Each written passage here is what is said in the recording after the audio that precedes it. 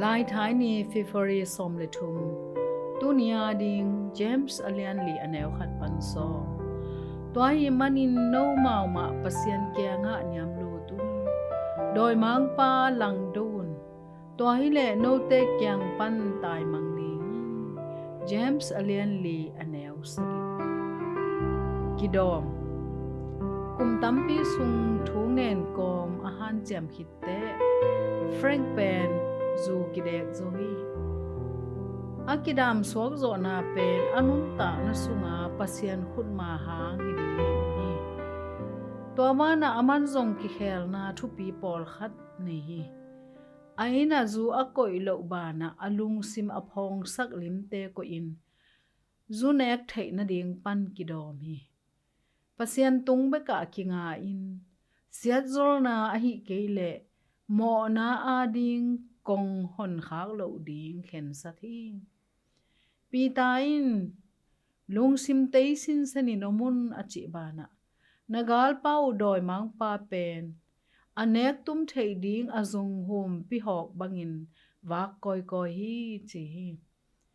doi mang pa hong bu sim na chi pen inun tak na maban hoi zo chi om tuan lo to akibathun ahi keile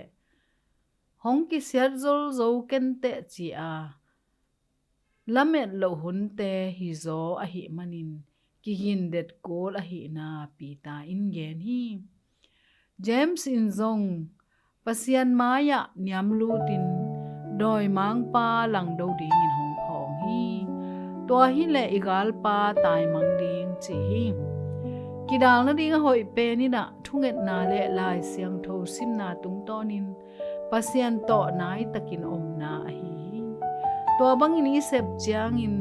khasyang tho tung tonin pasianin eite hong nai ding hi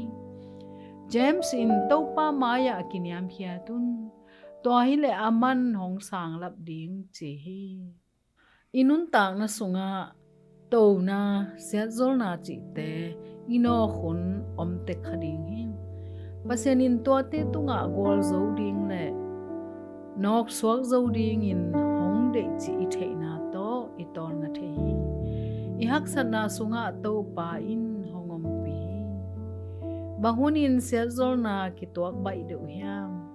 to hun chang in pasianin hong bang chi hu hiam kongit pasian katal khiat ding sangin nang kyang kong nai zong nang ho thuma lampi ka zu the na ding ni simin lamla na ka kisam phai